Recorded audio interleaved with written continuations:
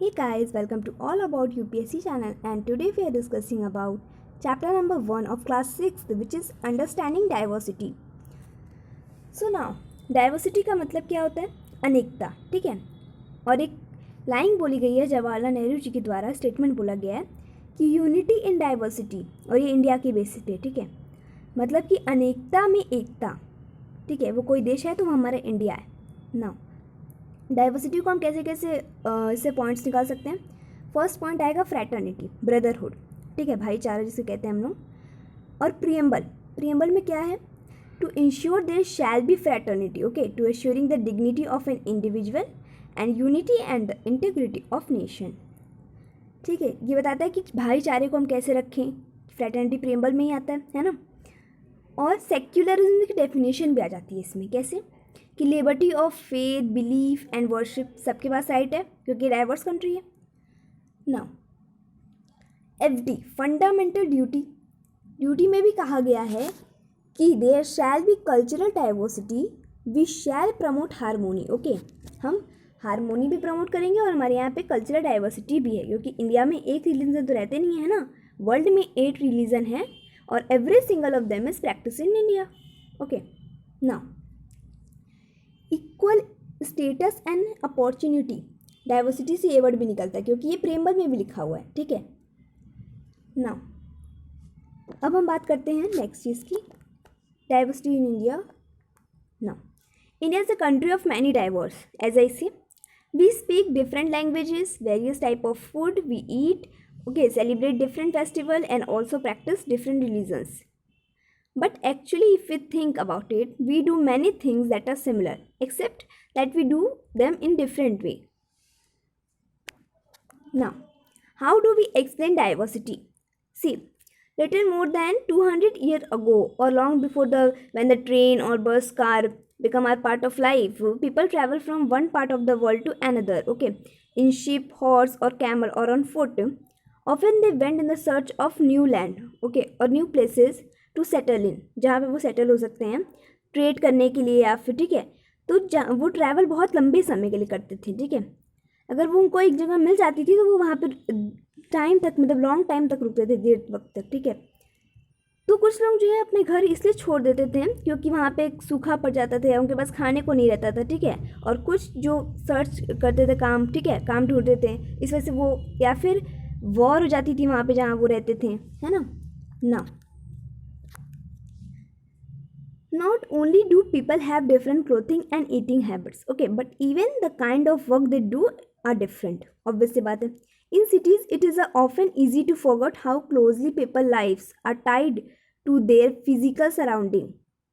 This is because in the city, people seldom grow their own vegetable, okay, and grain. Instead, they depend on the market to buy all the food and their goods that they need. Now, अब यहाँ पे हम लद्दाख पे look दे रहे हैं, ठीक है। Ladakh and Kerala.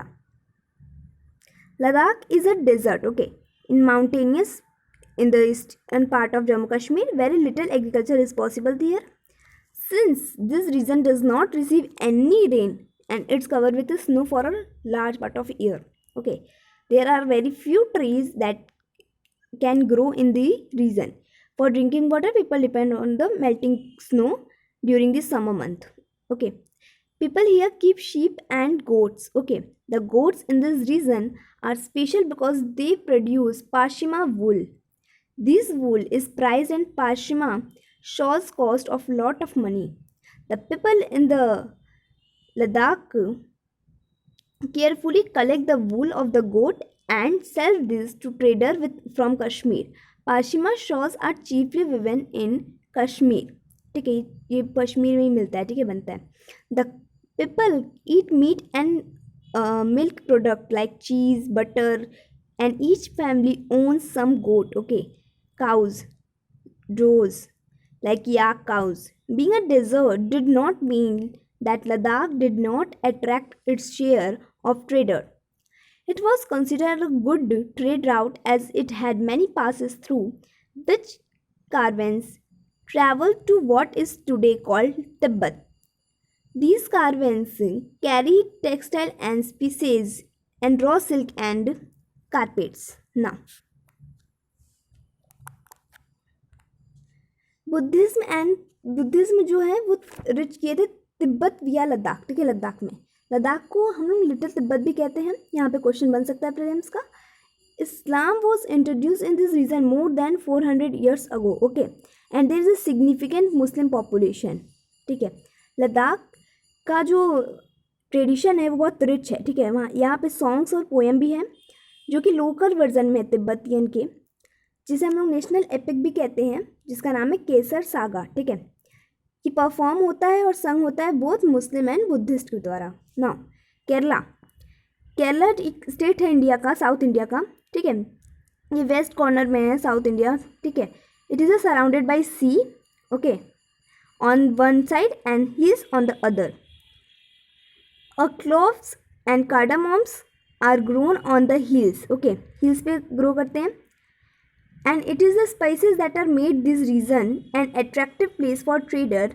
Okay, अब यहाँ पे फर्स्ट कौन कौन आया हम लोग यहाँ से देखते रहेंगे. ठीक है, हम लोग को नोट करना है. फर्स्ट आए ज्वेश. ठीक है, an Arab trader were the first to come here. Okay, the apostle of Christ Saint Thomas. ठीक है, सेंट थॉमस स्कूल भी है इंडिया में, आप देखोगे तो. Is believe to have came here nearly 2000 year ago and he is credited bringing Christianity to India. इन्होंने Christianity लाई थी इंडिया में. ठीक है, many Arab trader also came and travel here a little less than 700 years ago and wrote a travelogue which he described the life of Muslim. Okay, जिन्होंने Ibn Battuta जो थे यहाँ पे आए थे. ठीक है, और यहाँ पे सेटल हो गए थे. ठीक है, 700 ईयर को पहले आए थे और इन्होंने एक ट्रैवलॉग लिखा था जिसमें इन्होंने बताया था कि जो मुस्लिम्स हैं, मुस्लिम्स की लाइफ यहाँ पे हाईली रिस्पेक्टेड कम्युनिटी है. ठीक है, यहाँ पे बहुत हाईली रिस्पेक्टेड हैं ये लोग. ठीक है, नाउ उसके बाद कौन आया? पोर्चुगीज़ आए. ठीक है, इन्होंने क्या किया? डिस्कवर किया सी राउट. ठीक है, इंडिया में, इंडिया से लेकर यूरोप तक, जिसको when Vasco da Gama landed with ship. ठीक है, now because all of these various historical influences people in Kerala practice different religions such as Judaism, Islam, Christianity, Hinduism and Buddhism. The fishing net used here look exactly like a Chinese fishing net. ठीक है, ये जो fishing net दिख रही है, ये मैं आपको दिखा देती हूँ एक बार. ये चाइनीज़ फिशिंग नेट की जैसी दिख रही है. ठीक है, ये कह रहे हैं. अब